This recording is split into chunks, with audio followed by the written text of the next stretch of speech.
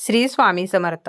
अधिक मास पौर्णिमा ही नुकतीच झालेली आहे आणि अधिक महिन्याचे फक्त 15 दिवस शिल्लक आहेत. 15 दिवस हे संपलेले आहेत. आजपर्यंत आपण जर या अधिक महिन्यामध्ये काहीही केले नसेल तरी सुद्धा अधिक महिना संपण्या अगोदर जरी आपल्याला इतर गोष्टी करणे शक्य झाले नाही तरी सुद्धा गाईला आपल्याला एक खास नैवेद्य द्यायचा आहे. अधिक महिना हा पूर्णपणे श्रीहरी विष्णूंना समर्पित असतो. श्रीहरी विष्णू हे या अधिक महिन्याचे अधिपती आहेत आणि 3 वर्षातून एकदा हा अधिक महिना येत असतो. गाय ही श्रीहरी विष्णूंना अत्यंत प्रिय आहे. गोमातेला आपल्या हिंदू धर्मामध्ये विशेष महत्त्व आहे. म्हणूनच या अधिक महिन्यामध्ये गायीची सेवा करणे, गायीला नैवेद्य देणे हे अत्यंत पुण्यकारक मानले जाते. कारण गाय ही माता स्वरूप मानली जाते. त्यामुळे तिची पूजा केल्यामुळे, त्याचप्रमाणे तिला नैवेद्य दिल्यामुळे घरामध्ये सुख समृद्धी येते आणि आपल्या पुण्यामध्ये वाढ होते अशी मान्यता आहे. 3 वर्षातून एकदाच हा नैवेद्य जो आहे तर तो गायीला दिला जातो. हा नैवेद्य आपण गायीला देत असताना आपल्याला गायीची अगोदर पूजा करायची आहे. ही पूजा कशी करायची, नैवेद्य कशा प्रकारे द्यायचा आहे, आपल्या हिंदू धर्मामध्ये गायीला एवढे महत्त्व का आहे आणि 3 वर्षातून एकदा येणाऱ्या अधिक महिन्यामध्ये गायीला आपण हा नैवेद्य का द्यावा, अशी संपूर्ण माहिती आपण आजच्या या व्हिडिओमध्ये पाहणार आहोत. व्हिडिओला सुरुवात करण्या अगोदर तुम्ही जर चॅनलवरती नवीन असाल आणि पहिल्यांदाच माझे व्हिडिओ पाहत असाल तर चॅनलला सबस्क्राईब करा. व्हिडिओ माहितीपूर्ण वाटला तर व्हिडिओला लाईक करा आणि हाईपसुद्धा नक्की द्या. प्रत्येकाच्या आयुष्यामध्ये काही ना काही संकटे येत असतात, काही ना काही समस्या, दुःखेही असतातच. बऱ्याच वेळेला आपल्याला आर्थिक समस्यांना सामोरे जावे लागते, म्हणजे पैशासंबंधीच्या अडचणी निर्माण होतात. घरामध्ये आपल्या पैसा येत नाही, पैसा येण्याचे मार्ग आपल्याला मिळत नाहीत किंवा आपण खूप पैसे कमवतो परंतु तो पैसा आपल्याला पुरत नाही. त्या कारणाने तो पैसा जो आहे तर तो सतत खर्च होत आहे किंवा आपले कर्ज आहे ते काही केल्या फिटत नाही. तर अशा आर्थिक समस्या असतील तर आपण हा नैवेद्य जर गाईला या अधिक महिन्यामध्ये खायला दिला तर गोमातेच्या कृपेने पैशासंबंधीच्या अडचणी नष्ट होतील आणि पैसा येण्याचे नवे मार्गसुद्धा आपल्याला खुले होतील. तसेच आपल्या घरामध्ये लहान मुले असतील जी सतत हट्टीपणा करत आहेत, किरकिरेपणा करत आहेत किंवा आपली मुले शिक्षण घेत आहेत परंतु त्यांना शिक्षणामध्ये हवी तशी प्रगती होत नाही किंवा नोकरीमध्ये जर आपल्या मुलांना यश मिळत नसेल, आपण आपल्या मुलांसाठी सुद्धा हा नैवेद्य गाईला खायला देऊ शकतो किंवा मुलांच्या हातून सुद्धा हा नैवेद्य गाईला खायला देऊ शकतो.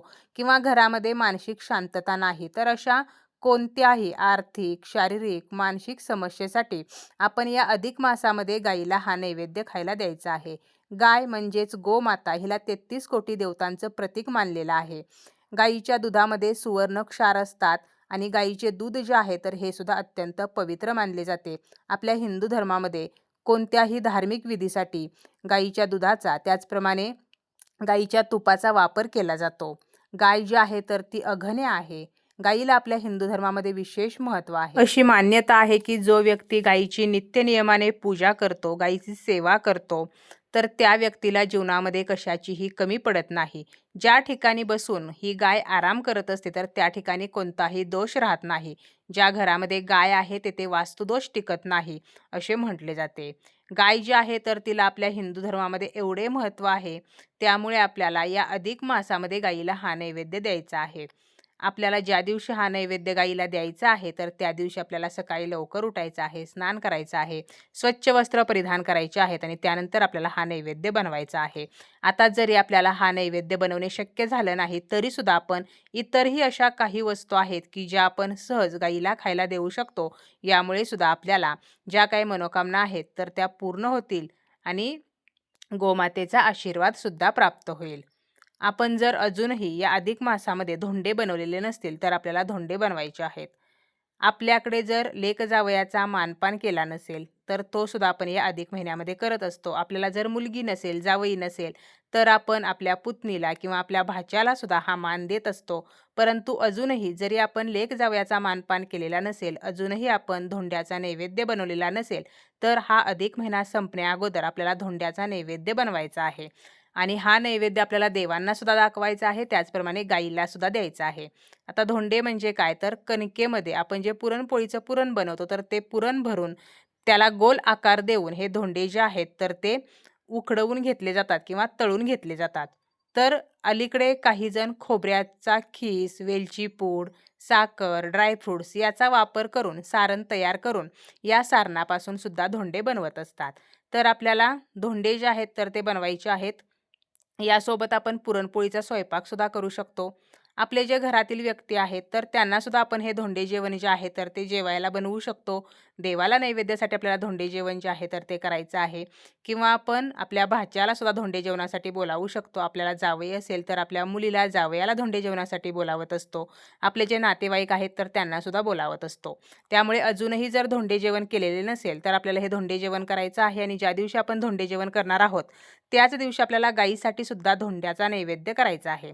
जरी आपण कोणालाही धोंडे जेवणासाठी बोलावणार नसलो तरी सुद्धा आपल्याला गाईसाठी आणि देवासाठी धोंडे बनवायचे आहेत. आता गाईला जेव्हा आपण धोंडे बनवतो तर धोंडे बनवत असताना पहिले 33 धोंडे जे आहेत तर ते आपल्याला गाईच्या नैवेद्यामध्ये घ्यायचे आहेत. म्हणजे पहिले 33 धोंडे गाईसाठी बनवायचे आहेत. ते एका बाजूला आपल्याला ठेवायचे आहेत. आपल्या घरी गाय असेल किंवा आपल्या आजूबाजूला असेल किंवा आपल्या घरी नाही, आजूबाजूला सुद्धा गाय नाही, मग अशा वेळेला आपण गोशाळेमध्ये जाऊन गाईला हा नैवेद्य देऊ शकतो. तर काय करायचं? सर्वप्रथम आपल्याला गाईची पूजा करायची आहे. गाईच्या पायावरती पाणी ओतायचं, हळदी-कुंकू लावायचं, कपाळावरती आपल्याला हळदी-कुंकू लावायचं आहे. त्यानंतर आपल्याला गाईला तुपाच्या दिव्यानं ओवाळायचं आहे आणि गाईच्या गळ्यामध्ये आपल्याला शक्य झालं तर फुलांचा हार घालायचा आहे. परंतु आपल्या घरची गाय असेल तर आपण तो हार सहजपणे घालू शकतो. परंतु गोशाळेमध्ये गेल्यानंतर किंवा इतर जी गाय आहे तर ते आपल्याला जवळ येऊ देईलच असे नाही. मग अशा वेळेला आपण फक्त तिला हळदी-कुंकू लावायचं आणि तिला धोंडे जे आहेत तर ते नैवेद्य म्हणून द्यायचे आहेत. आता यासाठी एक केळीचं पान घ्यायचं. त्यावरती आपल्याला 33 धोंडे जे आहेत तर ते ठेवायचे आणि आपल्याला तो नैवेद्य गाईला द्यायचा आहे. शक्य झालं तर गाईच्या कानामध्ये आपण आपली इच्छा सांगू शकतो, की माझ्या घरामध्ये आर्थिक अडचणी आहेत तर त्या तुझ्या कृपेने नष्ट होऊ दे. किंवा आपल्याला जर धोंडे बनवणे शक्य झालं नाही, कारण धोंडे बनवायचे म्हणजे याला पुरण वगैरे करणे या गोष्टी आल्या आणि आपल्याला जर तेवढा वेळच नाही आहे, आपल्याला जर खूप कामाचा लोड वगैरे असेल, तर मग अशा वेळेला आपण काय करू शकतो, तर तूप लावलेली भाकरी किंवा तूप लावलेली चपाती गाईला खायला देऊ शकतो. किंवा ज्या व्यक्तीचं भाग्य साथ देत नाही, ज्या व्यक्तीला आर्थिक समस्यांचा सामना करावा लागतो, तर ती व्यक्ती एक गुळाचा खडासुद्धा गाईला खायला देऊ शकते. आपल्या उजव्या हातावरती गुळाचा खडा आपल्याला ठेवायचा आहे आणि गाईपुढे आपल्याला तो हात धरायचा आहे. असे म्हणतात, की आपल्या हातावरून जेव्हा गाईची जीभ फिरते, तर त्यावेळेला आपल्या हातावरच्या रेषा सक्रिय होतात आणि आपले भाग्य चमकते. आपली मुले जर लहान आहेत आणि हट्टीपणा करतात, किरकिरेपणा करतात, तर अशा वेळेला मुलांच्या हातून आपण हा नैवेद्य देऊ शकतो. मग मुलांच्या हातून आपण गाईला भाकरी, चपाती खायला देऊ शकतो किंवा मूठभर हिरवा चारा खायला देऊ शकतो. मुलांच्या अभ्यासामध्ये प्रगती व्हावी अशी आपल्याला वाटत असेल, तर त्या मुलाच्या किंवा मुलीच्या हातून गाईला मूठभर हिरवा चारा खायला द्यायचा आहे.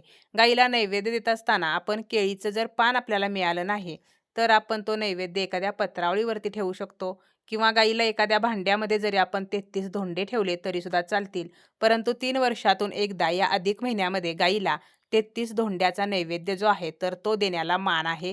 त्यामुळे आपल्याला 33 धोंड्याचा नैवेद्य द्यायचा आहे आणि तो शक्य नसेल तर अगोदर सांगितल्याप्रमाणे आपण भाकरी, चपाती किंवा गुळाचा खडा किंवा आपण हिरवा चारासुद्धा गाईला खायला देऊ शकतो. याचप्रमाणे आपण देवांना सुद्धा नैवेद्य दाखवत असतो आणि नदीला सुद्धा आपण हा नैवेद्य अर्पण करत असतो. नदीला सुद्धा या अधिक महिन्यामध्ये वाण दिले जाते. याचा इन डिटेल व्हिडिओ आपल्या चॅनलवरती आहे, तर तो सुद्धा तुम्ही पाहू शकता आणि अधिक महिना संपण्याआधी नदीला, देवाला सुद्धा वाण देऊ शकता.